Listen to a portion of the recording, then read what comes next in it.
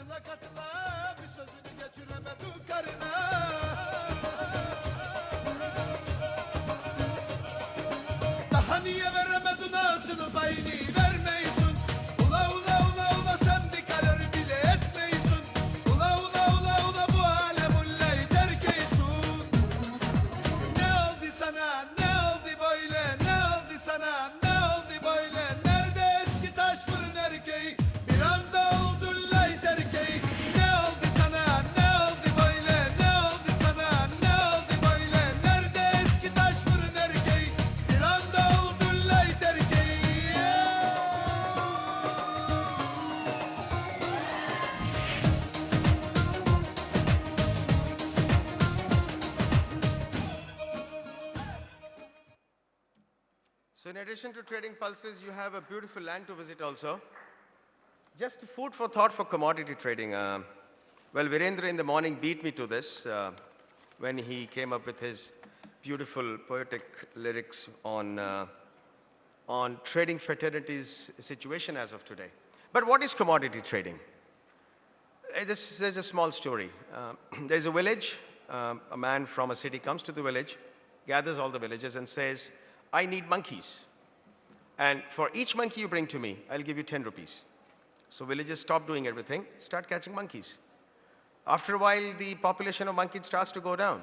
They come and tell him the monkeys are not available now. He said, no, renew your efforts. I'll double the price. I'll give you 20 bucks now. So villagers again start going around catching monkeys. They go far away. But monkeys eventually aren't left anymore there to catch. The villagers come back and tell this man.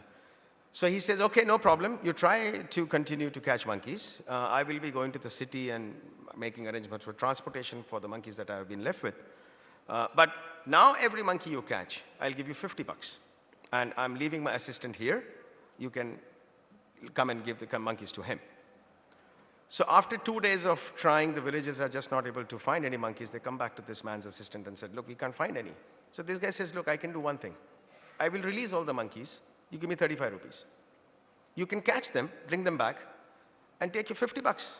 The villagers are very happy. Okay, so they go back home, take out all the money they have been saving or they had been earned. They come back and give the money to him, and this guy gives the monkeys to them. And then this man, assistant, also goes away, and both of them are never seen again. And what do we see everywhere? Only monkeys. So this is commodity trading. Thank you very much, gentlemen.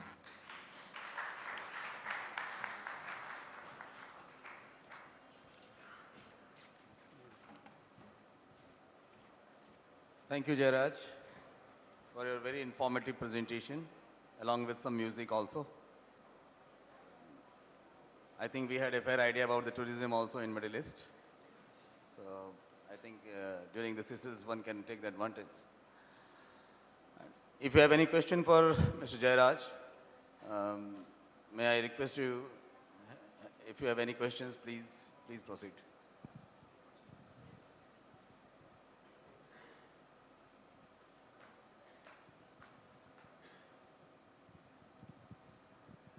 If there is no question, thank you, Jairaj, and we proceed to our next speaker, Mr. Ketan Patel from ETG Group, Africa. I request Mr. Ketan to proceed with his presentation. Thank you.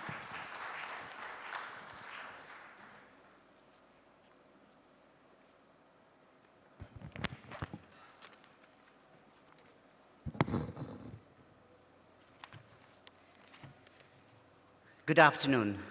Firstly, thank you to the organizers for inviting me, according me this opportunity to make a short presentation on what I consider, or rather we consider, as a very important origin for pulses, Africa. Production varieties, the African production varieties mainly that are relevant for India are tur, which is pigeon peas, yellow grams, which is predominantly desi chickpeas for Africa. We don't really have Kabulis, green mung beans, and small quantities of udad. All of these above are primarily grown in Africa for export and mainly to India, to a lesser extent Pakistan, and once in a while Bangladesh. Africa does have other varieties. It has edible beans and cowpeas, but these are normally for local consumption and perhaps a little bit for aid agency, food aid demand. We shall go country-wise. Tanzania, one of the most important producers. Last year, the exports for 2011, tur was 70,000 tons was exported out of Tanzania. Yellow grams about 40,000 tons. Mung, 40,000 tons also. There was cowpeas and edible beans, 150,000 tons, but this was consumed locally and within the region. Tanzania has a huge potential to increase this number. This 70,000 tons of tur, mung and yellow grams, 40,000 each, could increase substantially.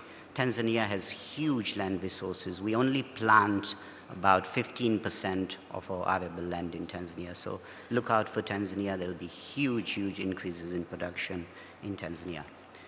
The processing capacity for pulses in Tanzania is 30,000 tons for tur, and yellow grams are 20,000 tons. 90% of this processing capacity is owned by ETG Group.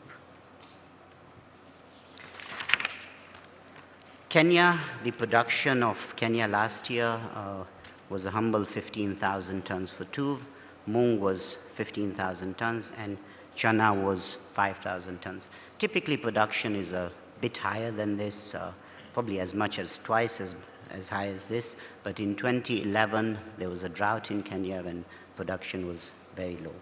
In terms of future potential for Kenya, I think not so much, because Kenya has limited land resources. 70% of Kenya is semi-desert, and horticulture, floriculture, and cash crops like tea and coffee compete with pulses. So I think going ahead, Kenya may not be as important on origin as other countries in Africa.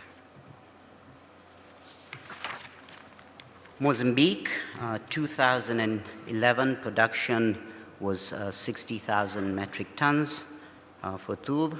Mung was 30,000 tons. The cowpeas and edible beans really relevant for the Indian market because they're consumed locally is about 70,000 tons.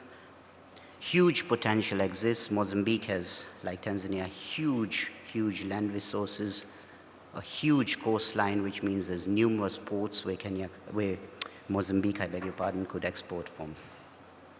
Processing capacity, there's a processing capacity of 25,000 tons of tuv, which is owned by ETG. Malawi, although a small country, Malawi has a production and exports of about 90,000 tons of tuv. There isn't any chana or udad or mung. There's some cowpeas and edible beans, about 120,000 tons, but this is primarily for local consumption. Although Malawi is a small country, a lot of effort is going into improving agriculture in Malawi. Under the leadership of President Bingu wa Mutharika, Malawi has become self-sufficient for maize. Malawi used to be an importer of maize. Now Malawi is not only self-sufficient, but also an exporter of maize. A lot of emphasis is being placed on agriculture there, and I think we could see pigeon peas volumes increasing substantially. Processing capacity-wise, there's 50,000 tons processing capacity, of which 40,000 tons is ETG. Ethiopia produces 300,000 tons of chickpeas, but they are huge consumers themselves. It is part of their nutritional habits to eat chickpeas, so they only export 30, 40, 50. Last year was about 60,000 tons that was exported to various destinations, not only India, some was regional exports. Lentils, there's about 80,000 tons being produced. 30,000 tons is exported mainly to neighboring countries. In terms of future potential, Ethiopia is a big country, lots of possibilities. There could be huge commercial farming coming up in Ethiopia, and I think it's something to look out for. Production could increase substantially, but also local consumption could also increase, and exports may not increase as much as the production will increase. In terms of processing, ETG has just set up a 10,000 metric ton lentil processing plant. This brings me to a very important part of the African pulses story: processing. Value addition is a natural transition. Why should Africa export raw pulses when value can be enhanced by processing locally? I think processing is going to become a huge reality in Africa, and a lot of the increased production of pulses will go into processing. As ETG, our processing capacity in 2013 in East Africa will exceed 200,000 tons. The last 3 years, exports of pulses from Africa are shown by this chart. It's all put in one chart, tuv, mung, and chana, but if you just look at the way the graph heads, it's all headed north. Chickpeas, mung, and tuv are all, production of all these is increasing substantially.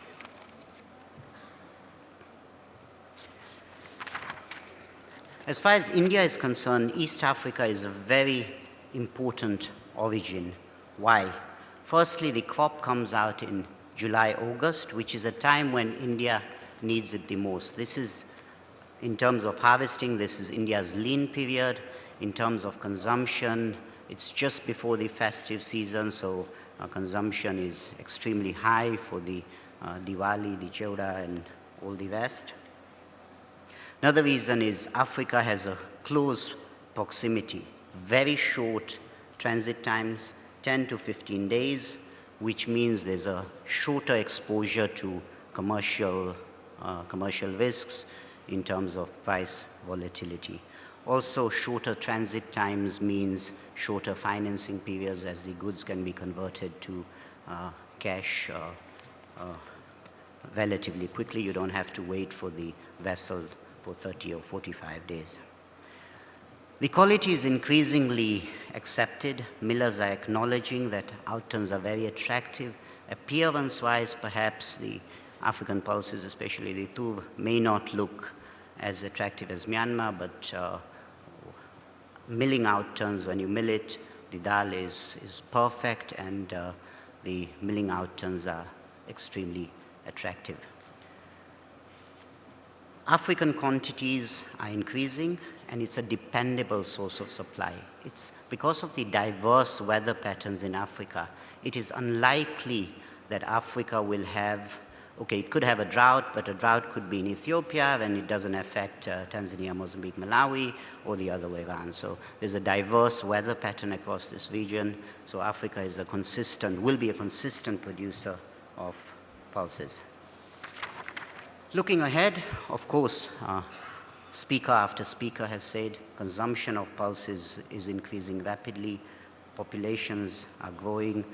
Populations are becoming more affluent. People are eating more food. People are wasting more food. A change in dietary habits. People are preferring healthier vegetarian diets. Pulses is an integral part of vegetarian diets. More pulses are being consumed.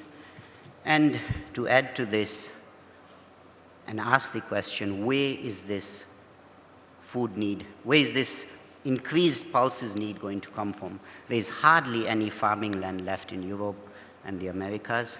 In the East, industrialization is displacing farming land, so it's very difficult for acreage to increase.